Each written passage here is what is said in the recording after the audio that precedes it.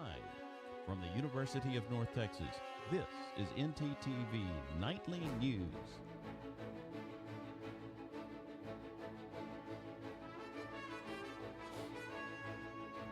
Campus.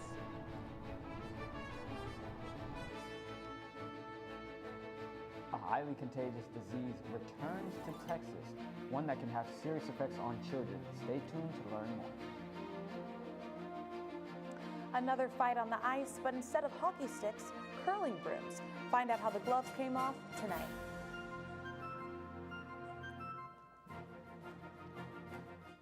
Good evening. Thank you for joining us on NTTV Nightly News. I'm Evanson Franklow. And I'm Zaria Holloman. Primary elections across the nation are notorious for low voter turnout.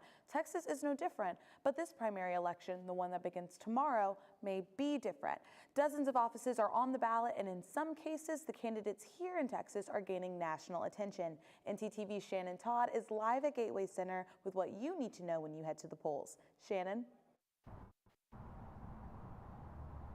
That's right, I'm here at the Gateway Center, which is the only early voting on North Texas.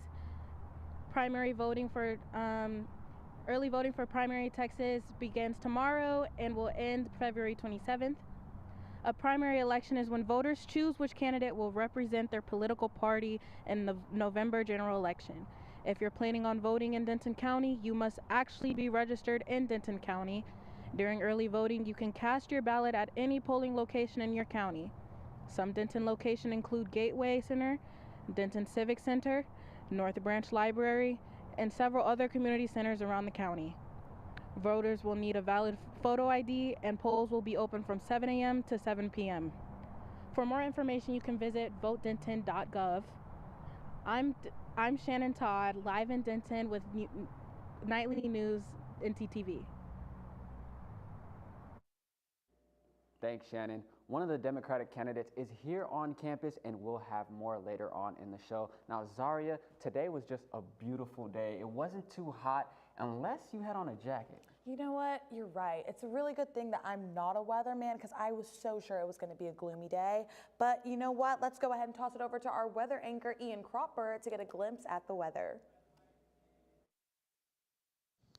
Thanks, guys. Now, after that unfortunate rainstorm on Valentine's Day, we have had mostly nice weather. Even today, it's still sunny, and it's still about 67 this late in the evening, both in terms of current and feels like temperature. Wind from the southeast at 10 miles per hour. Going into tonight, you do see it getting a bit colder. An actual temperature of 59 feels like a 57. Wind shifting a little bit south-southeast at 9 miles per hour, but we see a big shift tomorrow. Not in terms of temperature, we're still going to have sun and it's going to be an actual and feels like temperature of 73, but the wind picks up a lot, going from 9 to 19, which is great if you're a pilot at DFW Airport, but maybe a little much if you're just a normal person. But does that temperature trend hold across the region? I'll be back with more after the break. For the meantime, back to you guys at the desk. Thanks, Ian. We think of measles as a childhood disease, but it is dangerous to adults and can cause very serious complications. Once again, North Texas is the epicenter for another outbreak of the disease, one that can actually be prevented by a vaccine. In tonight's Your Health, NTTV's Naomi Ojamo has more. Naomi? Thanks, Evan.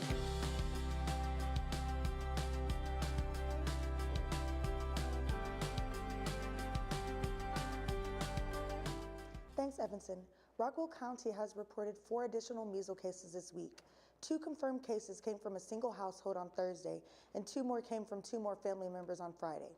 The family is quarantined and being monitored by the Texas Department of Safety for 21 days. Rockwell County urges people who have been exposed to contact their healthcare provider and check their measles vaccine status. Officials people to be cautious because measles is one of the most infectious diseases. Measles are known to cause a host of problems such as pneumonia, immune amnesia, and higher fever, and the worst cases, even death. A different kind of health risk, this one in food. There may be plastic in your peanut butter. Over 22,000 packets of peanut butter and jelly products were produced by Ventura Foods. Ventura Foods sold 3 products to a majority of the United States. However, plastic was found in a filter at the facility where the peanut butter packets are produced. The FDA says consuming the product could cause temporary illness, but nothing serious or life-threatening. That's tonight's Your Health. Back to you at the desk. Thanks, Naomi.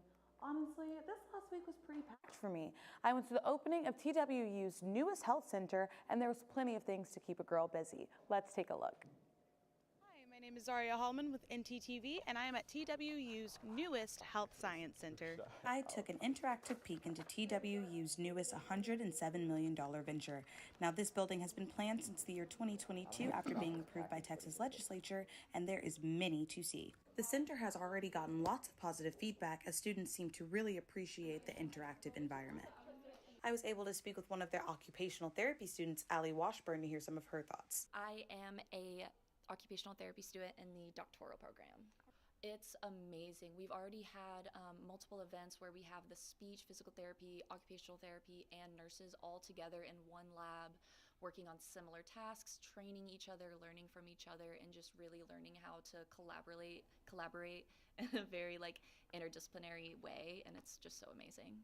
And the students aren't the only ones with raving reviews. I also spoke with Dr. Megan Price, who shared with me the benefits the clinic will provide to not only the students, but also the Denton community. We get to show what the real world is like outside of the classroom. Once you graduate, you really are working with the nurses and the speech therapists and the physical therapists. So we actually get to practice that real world scenario. And after talking to faculty and students, there seems to be one thing that's clear. The professors are happier, the students are happier. It's just awesome. Next up, an on-campus protest at UNT is gaining attention as an anti-ice art piece gets taken down. And unless you live in Antarctica, literally, you won't be able to see this phenomenon in the sky. More on that when we come back.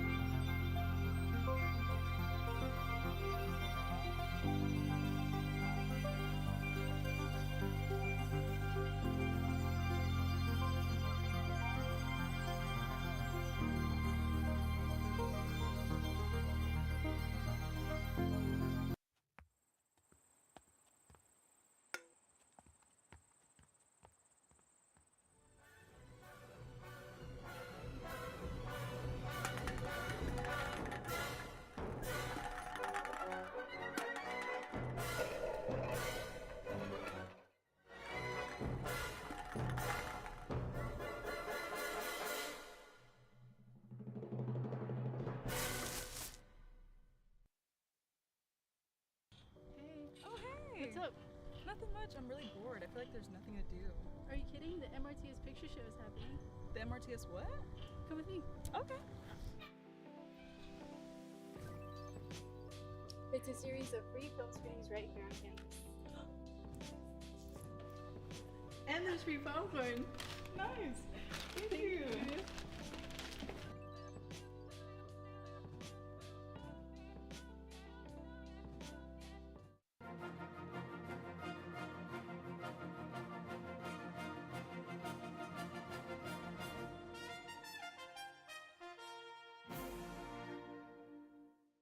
UNT made national headlines over the weekend for taking down an art exhibit with potential political overtones and anti-ICE ties.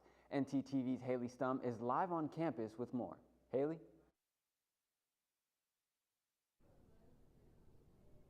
That's right, Evanston. I'm inside UNT's College of Visual Arts and Design building, otherwise known as the CVAD, which has become the center of nationwide controversy. On February 3rd, an art show showcasing the work of Victor Quiñones opened to the public, a show that quickly changed and closed a week later with no explanation. The exhibit contained works in protest of the Immigration and Customs Enforcement, raising concerns of censorship. Today, a UNT student hosted a vigil here in honor of Quiñones, where some of the student attendees disclosed faculty were notified prior to the show's cancellation. The CVAD and university's communications department have been asked for further information and reasoning for the show's cancellation. There has been no comment made at this time. Reporting from UNT campus, I'm Haley Stum, NTTV News. Thanks, Haley. You know, Evanston, the weather has been really weird since like Christmas. First there were ice storms in Texas, and now California has an ice storm. Yeah, you just never know what the weather's going to look like. Let's toss it back over to our weather anchor, Ian Cropper, for a look at this week's weather.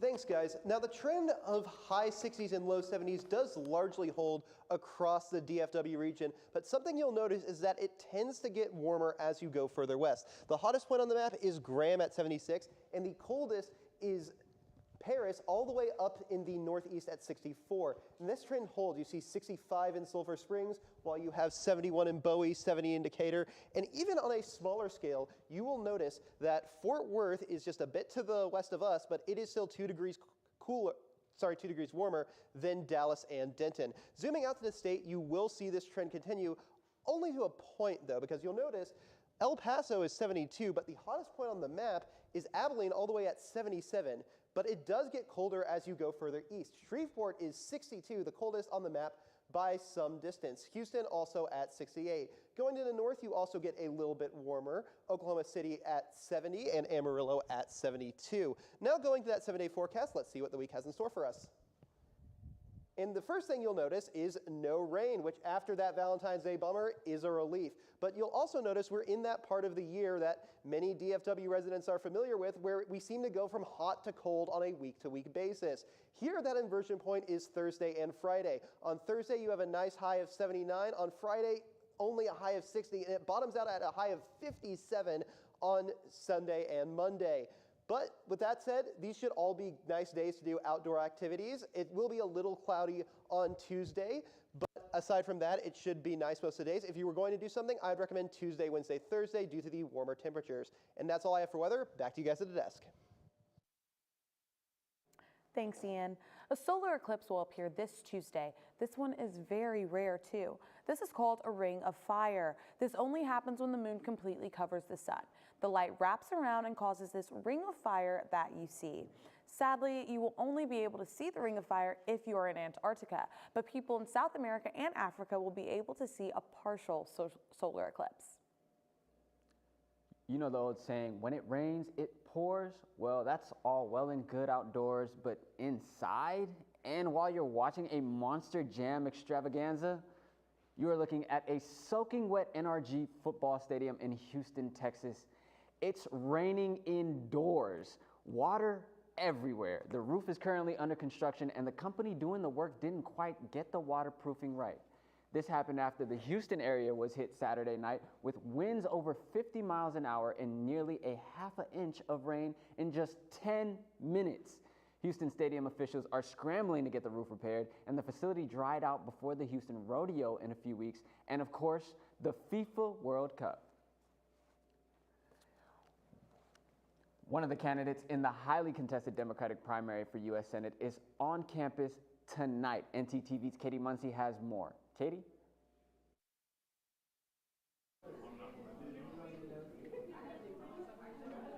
That's right, Evanston. UNT will be welcoming Congresswoman Jasmine Crockett tonight at 7 p.m. The event is hosted by the National Black Law Students Association. Crockett will speak about her journey as a law student, her time as a congresswoman, and host a live Q&A with students. Crockett is a Democratic U.S. representative from Dallas and a 2026 Senate candidate in the November general election. This election is expected to be an uphill battle as no Democrat has won statewide office since 1994. The event tonight will be held at the Eagle Student Service Center in room 255. That's all I have for tonight. With NTTV News, I'm Katie Muncie. Thanks, Katie. Coming up, a girl with a box of cookies and a dream set on selling as much as she can. And when we come back, see how you can build a house with just a printer. Craving something fresh, flavorful, and made just for you? Look no further than Avesta, your go-to destination for delicious, we're gonna put full-service this here because I was like, dive into our customizable omelets, expertly crafted by our talented cook Jonathan, who guarantees every bite is perfection. All our dishes are handmade, prepared with only the freshest ingredients. Explore our assembly line where you can choose from any of our globally inspired dishes or customize your plate. It's that easy. And let's not forget dessert. Indulge your sweet tooth with treats from Clark Bakery. With convenient payment methods including card or flex, it's the perfect dining spot for any occasion. Quench your thirst with our wide selection of drinks. Just hand your drinking card to our friendly waiter and they'll bring your beverage of choice right to your table. When you're done savoring every last bite, our attentive staff will whisk away your tray. Enjoy the peaceful ambiance as you dine in, or use our takeout option for a meal on the go. Avesta. I use Flex to buy my favorite snacks. I use Flex to get me through my mornings. I use Flex at my favorite campus restaurants. I love how Flex is a cashless payment method and can be used at all campus dining venues. So, how do you use Flex?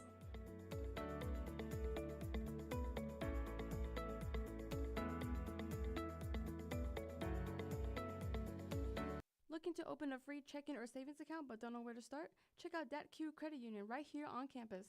Get your Mean Green debit card instantly or apply for a DebtQ Visa credit card today. Your school, your card. Plus, make deposits at their 24/7 ATM, checks or cash whenever you need it. Make sure to sign up for DebtQ's online banking platform and mobile app for easy access anytime, anywhere. Visit them at www.debtq.org to learn more. DebtQ, the official financial institution of UNT Athletics. Hey UNT students! Looking for creativity and inspiration? The UNT Union Gallery invites you to experience artwork at the art exhibit from your own talented Eagle artists.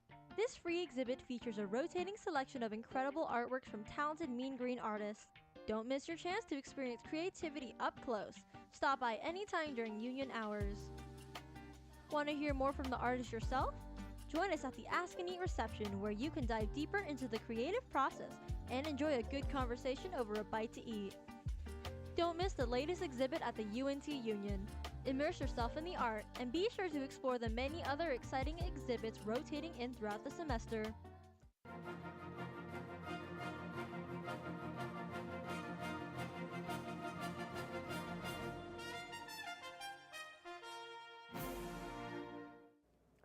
Have you heard about what's happening in Yuba County, California? California, that's my home. What's happening? Well, people are starting to 3D print their houses. Kayla Moeller will show us more. California's first 3D printed community is being built right here in Yuba County. In fact, the first home, that White House over my shoulder, is already for sale. And the second home is being printed, well, right now. 5 3D printed homes are going to be here. This new neighborhood in Linda is being built one layer at a time with the latest in 3D printing technology from the company Fortify. Washer, dryer. I mean, this is a normal house, right? This 1,000 square foot home was printed from the dirt up within 24 days. It's made up of mostly concrete. We've done ballistic testing on these, so we shot at it with 9mm, 45, 5.56 machine guns.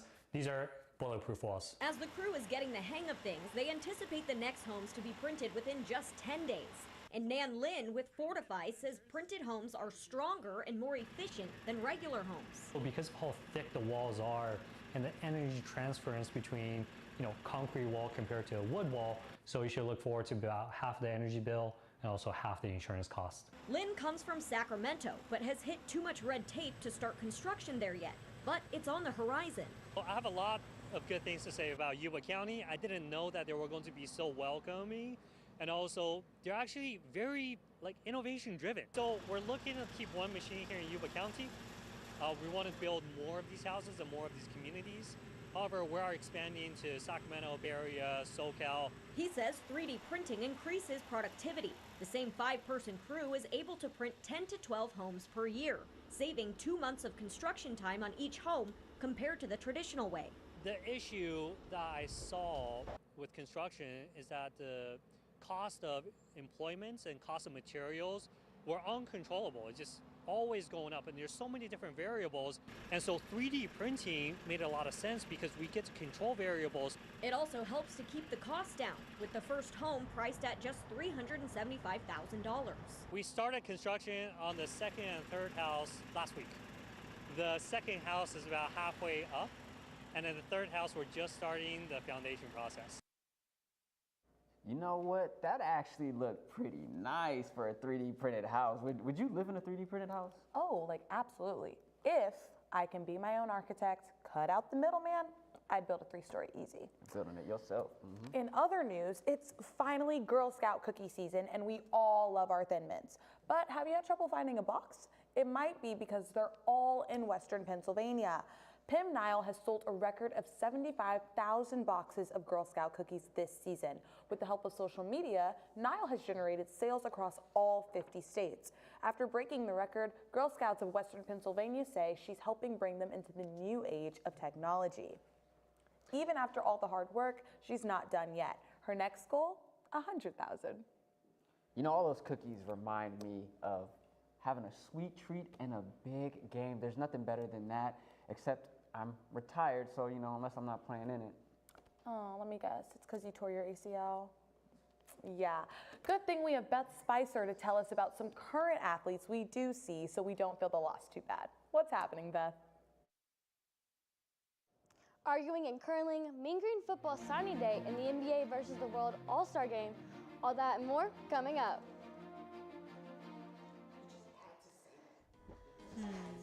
I wonder what's on the radio today. I don't know about this. This is not it. Everything alternative, commercial free. 88.1 Indie. Here at KNTU, we have two traditional stations, 88.1 Indie and KNTU Jazz. We've also recently launched an internet radio station called Mean Green Hits. If you want to hear more, you can check us out at MediaNorthTexas.com. That was pretty good. Are you looking for a fun club with travel opportunities? Dive into the UNT Swim Club.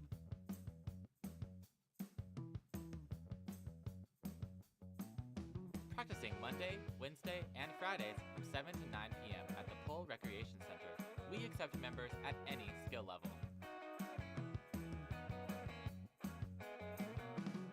For more information, reach out to us at unt.swimclub on Instagram.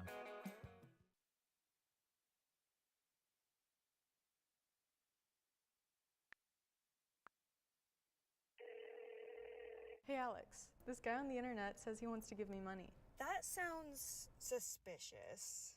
What do you mean? Typically, strangers who promise you money on the internet have their own best interest in mind. They often use bounce checks, which will disappear shortly after depositing, but not before they've asked for some money in return. So he doesn't really want to spoil me? No. Well, then what should I do? The best way to handle it is to block and report the suspicious message, or even consult local law enforcement if you've already fallen victim. So I guess we aren't going to Key West for spring break. No.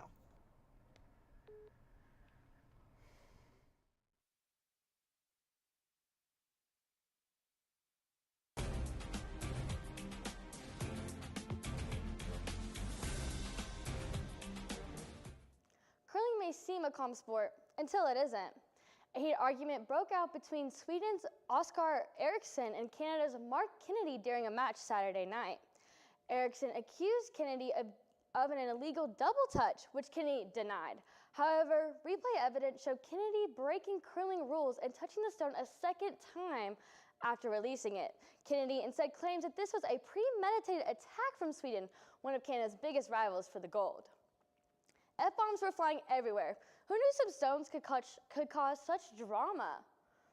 I attended the signing day press conference introducing the new high school signees. This is what I found. Everyone will remember Mean Green Football 2025, but what's in store for 2026? New head coach Neil Brown isn't just rebuilding.